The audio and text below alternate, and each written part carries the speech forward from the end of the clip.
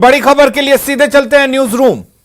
और इस वक्त बड़ी खबर दर्शकों को बता दें कि नीतीश कुमार अब राजभवन पहुंच चुके हैं। राजभवन पहुंच चुके हैं नीतीश कुमार, उनके साथ तेजस्वी यादव भी मौजूद हैं। सरकार बनाने का दावा पेश करने के लिए नीतीश कुमार और तेजस्वी यादव राजभवन पहुंच चुके हैं। जैसे कि पहले हम आपको बता रहे थे, जो वक्त निर्धारित किया गया था उसी के तहत देखिए नीतीश कुमार को 164 विधायकों का समर्थन मिला है और सरकार बनाने का दावा पेश करने के लिए नीतीश कुमार तेजस्वी यादव के साथ वहां पहुंचे हुए हैं।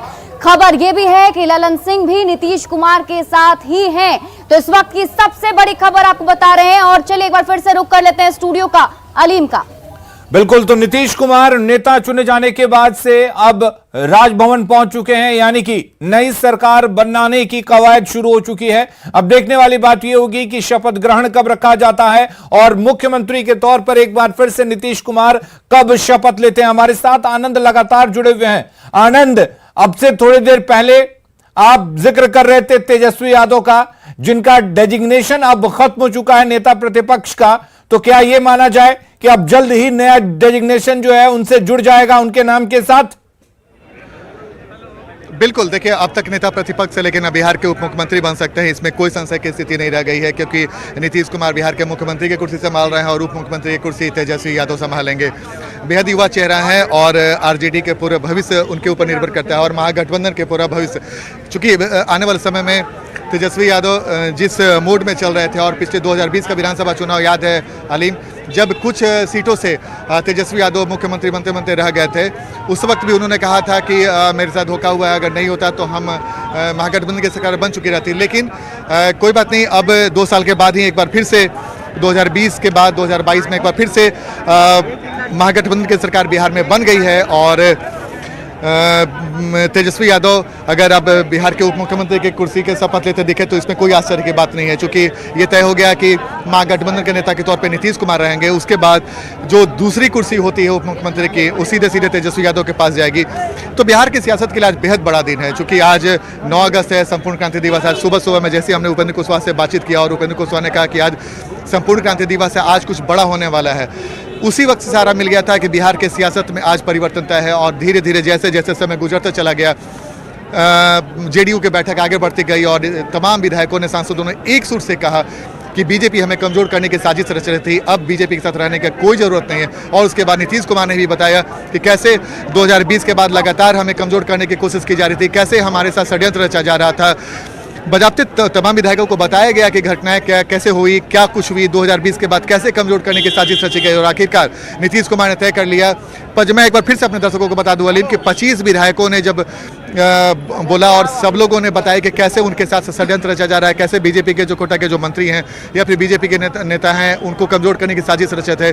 और उसके बाद तमाम जो उस बैठक में विधायक और सांसद थे, उन्होंने एक सुर से दोनों हाथ उठाकर कहा कि अब बीजेपी के साथ रहने का कोई फायदा नहीं है, हम लोग गठबंधन से अलग हो जाते हैं। और बार बार जब मैं आपको बताने की कोशिश करूँ ये बयान, इसके पीछे ये भी महत्वपूर्ण है, क्योंकि संजय जायसवाल का बयान अभी कुछ देर पहले आया है कि आने वाले समय में इसका जवाब देना होगा नीतीश कुमार को। जेडीयू के अगला फैसला क्या होगा, जेडीयू कैसे जनता को बताएगी कि भाई हमने बीजेपी के साथ छोड़ा, अगर हम महागठबंधन के साथ हैं तो क्या कुछ हुआ, इसकी तैयारी भी जेडीयू की तरफ से कर ली गई है। और आने वाले समय में वो सबूत के साथ पेश भी किया जाएगा कि कैसे बीजेपी, जो आरोप इन्होंने लगाया कि बीजेपी ने कैसे उनको कमजोर करने की साजिश रची थी, कुछ ऐसी बातें हैं, जो कुछ ऐसे सबूत हैं जेडीयू के पास, जो समय आने पर उसका खुलासा किया जाएगा, जो हमारे सूत्र बता रहे हैं। तो जाहिर सी बात है, जो सूत्र हैं उन्होंने ये भी बताया कि कुछ विधायकों को प्रलोभन दिया गया, जेडीयू कोटा से कुछ मंत्री थे उन्हें भी प्रलोभन दिया गया। तमाम बातों का सबूत जेडीयू के पास पहले से मौजूद है, यानी कि जेडीयू के शीर्ष नेतृत्व को पता है कि जो बीजेपी ने जो हमारे साथ किया है, अगर हम जनता के साथ, जनता के बीच में जाएंगे और गठबंधन से हम अलग हुए तो हमें ये बताना होगा। बीजेपी की यही कोशिश है कि नीतीश कुमार क्या बोलते हैं, उनकी पार्टी क्या बोलती है, उसके बाद वो अपना पत्ता खोलेंगे। चूंकि संजय जायसवाल ने प्रेस कॉन्फ्रेंस का मात्र 2 लाइन कहकर उन्होंने प्रेस कॉन्फ्रेंस खत्म कर दिया, यानी कि उनकी भी नजर टिकी हुई है कि जेडीयू क्या बताती है। जब उनके तरफ से प्रेस कॉन्फ्रेंस होगा तो क्या कुछ बताया जाएगा, उस पर बीजेपी का जवाब आना तय है।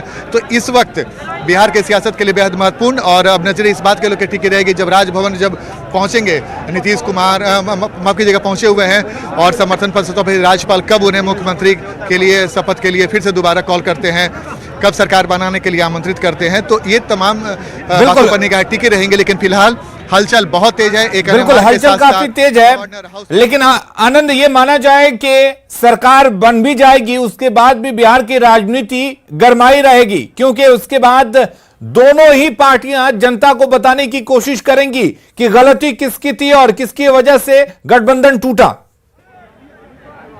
स्वाभाविक सी बात है नलीम, आपको याद होगा कि 2015 में जब महागठबंधन की सरकार बनी थी और 2 साल के बाद जब नीतीश कुमार महागठबंधन से अलग हुए थे तो उन्होंने कई सारे आरोप लगाए थे। उसके बाद लगातार तेजस्वी यादव और आरजेडी हमलावर रही, महागठबंधन हमलावर रहा और बार बार ये बताने की कोशिश किया गया कि हमारे साथ छल किया गया। सेम यही परिस्थितियां दोबारा फिर से होने वाली है।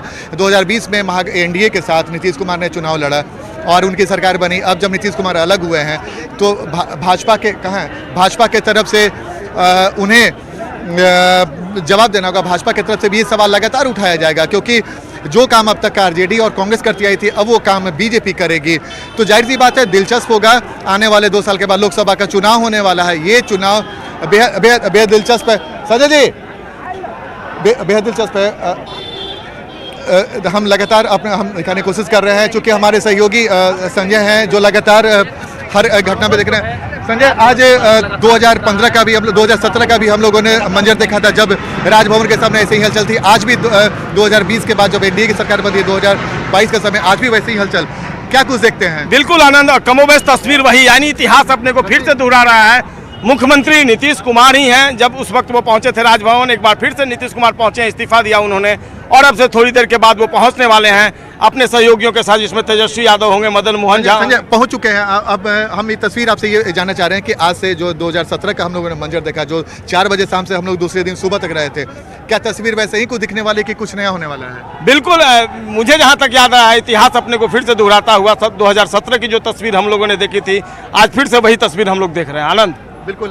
रजनीश, आप लगातार राज्यपाल के हर गतिविधि पे, राजभवन पे गतिविधि देख रहे हैं, कैसा माहौल दिख रहा है आज? बिल्कुल, देखिए आनंद, ये तस्वीर जो है इससे पहले भी लोगों ने देखा है। हालांकि जो जोश है लगातार परवान पर दिख रहा है। नीतीश कुमार जिस तरह से अभी उनको महागठबंधन के विधायकों का समर्थन मिला है, वो काफिला लगातार एक अन्य मार्ग यानी सीएम आवास में पहुंचता हुआ दिख रहा है। 164 विधायक, यानी फ्लोर टेस्ट वाली जो बात हो रही थी, फ्लोर टेस्ट करने की भी नौबत नहीं आएगी। नीतीश कुमार का पलड़ा भारी है महागठबंधन का। कुल मिलाकर सरकार अब तय हो गई है कि अब सीएम नीतीश कुमार ही बनेंगे। लेकिन पुराना जो एनडीए गठबंधन है उसका मंत्रिमंडल अब समाप्त हो गया है और जो कयास लगाए जा रहे थे उस पर कुल मिलाकर अब पूर्ण विराम लग गया है और अब नई सरकार। चलिए रजनीश और आनंद आपके पास लौटेंगे। मंगल पांडे इस वक्त क्या कुछ कह रहे हैं सुनाते हैं।